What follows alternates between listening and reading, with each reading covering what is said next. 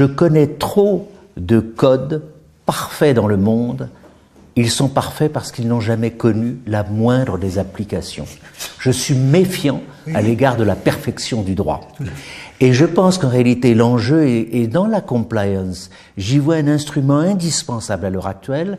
Ce sont des instruments qui permettent de se réapproprier le droit et au-delà les valeurs qui sont essentielles. Donc cette démarche pédagogique vaut à mon avis beaucoup pour les jeunes dans le monde contemporain, parce que nous ne sommes plus dans un monde pyramidal, nous sommes dans un monde des réseaux, un monde incertain, un chaos, mais un chaos où nous pouvons vivre si chacun s'approprie des valeurs. On est absolument d'accord. Des valeurs, une base de principe et une régulation sur des parties prenantes très larges, c'est ça? Est-ce que vous voulez dire par là que la compliance incite l'entreprise à s'ouvrir sur des interactions nouvelles pour construire ces normes? C'est ça un peu l'idée que...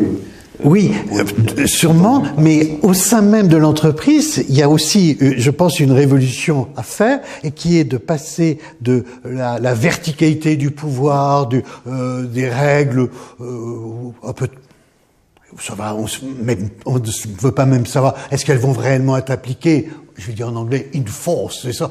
Non, on a adapté des règles formidables.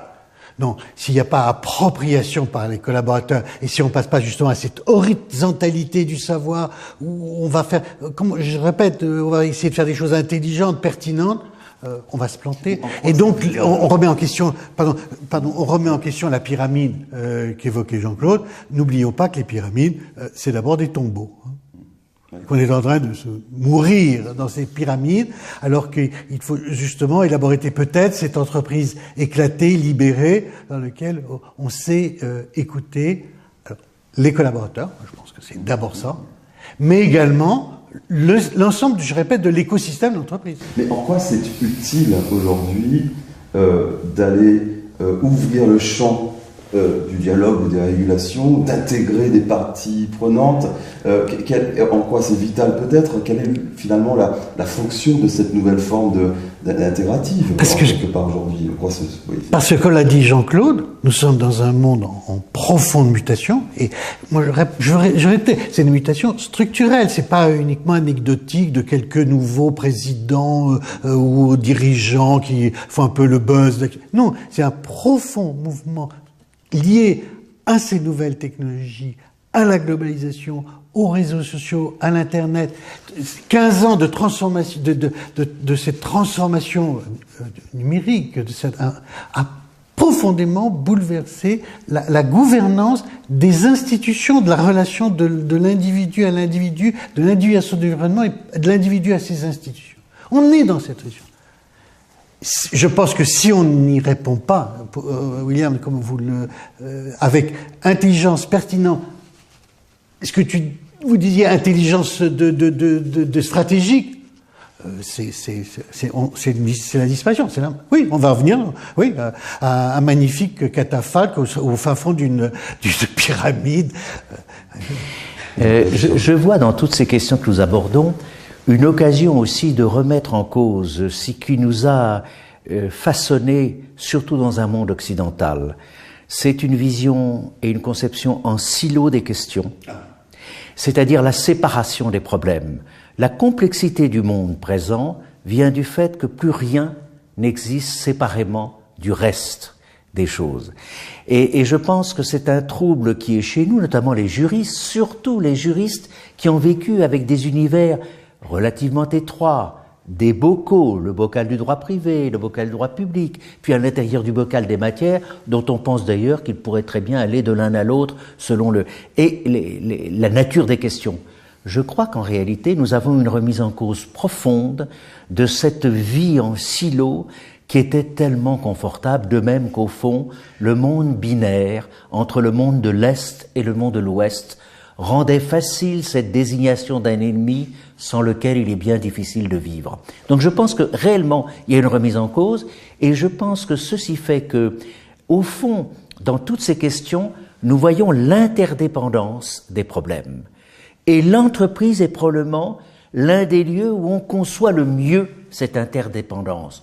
Produire avec des salariés qui soient respectés, que l'environnement soit pris en compte, que les sous-traitants participent au respect de valeurs et de règles.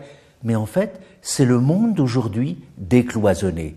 Et personnellement, je me félicite de cet apport des entreprises qui, de façon sincère, entendent mettre en œuvre ces articulations. Et le rapport notamment de Thalès, pour moi, c'est un régal, parce qu'on met en relation des choses qui, finalement, pour des juristes notamment, n'avaient rien de commun. Des instruments, des croisements, des choses inconciliables qui aujourd'hui nécessairement devront être composées ensemble. Et moi j'aime bien dire, arrêtons de construire des ponts, arrêtons de construire des murs, on est là pour construire des ponts. Mais alors tout ceci, ça peut être anxiogène. Mon Dieu, toutes ces valeurs, ces grands process, ces institutions qui sont en train un peu de vaciller. Mais je trouve aussi, et vous l'avez dit, c'est une chance absolument fantastique, c'est absolument passionnant, et justement, c'est un appel aux jeunes à venir dire, réinventons un monde. Soyons assez fiers de ce qui s'est passé. Moi, je pense que la démocratie créée du XVIIe et XVIIIe siècle par nos philosophes est un magnifique monument. C'est peut-être un peu, il est un peu figé, donc si le monde vacille, il est un peu en danger. Mais il y a tout à réinventer, et c'est absolument passionnant. Je pense que il est très important pour nous, entre les générations, d'avoir une explication en profondeur sur ce que nous vivons. Je pense que très sincèrement, le propre de la condition humaine est de participer du tragique. Nous sommes sans arrêt confrontés à des éléments, des événements que nous considérons comme incompatibles avec la dignité de la personne humaine. Et en même temps, nous constatons des progrès. Alors, est-ce que ces progrès vont nous changer complètement? L'homme sera-t-il augmenté par toutes ces nouvelles technologies? Il peut être diminué s'il n'est pas capable de prendre en charge son devenir sur la base de valeurs que nous puissions partager. Donc j'ai la conscience que du droit nous ne nous priverons pas, mais du droit qui a un véritable sens, qui est porteur de valeurs et qui accepte de se lier pour le meilleur avec ce qui au départ paraît d'une certaine façon négligeable. Un décloisonnement aujourd'hui des processus de création normative. Alors, est-ce que ce n'est pas un vœu pieux, c'est-à-dire dans quelle mesure on peut garantir qu'une éthique va être réellement, je dirais, sincère, authentique? On est quand même dans une zone où l'intention politique d'engagement est quelquefois difficilement mesurable. Mesurer un engagement d'une gouvernance, comment vous... Sauf William, oui, c'est juste, mais vous oubliez un élément, c'est que nous sommes, avec ces nouveaux outils, confrontés à une transparence absolument incroyable, jamais imaginée, de nos activités, de moindre nos actes, de moindres décisions. Et la décision prise derrière des portes calfeutrées du conseil d'administration sont dans la presse une demi-heure après. Et moi je suis très sensible à cette espèce de transparence, et d'ailleurs jusqu'où, parce que peut-être qu'elle va trop loin, où les agences de notation, les enquêtes, les questionnaires, le reporting extra-financier devient absolument envahissant, et même jusqu'à le stade ultime, c'est le droit d'alerte, le fameux whistleblowing, qu'on est en train d'encourager et de développer. C'est la panacée universelle. De l'entreprise elle-même, vous allez savoir tout ce qui s'y passe. Et la moindre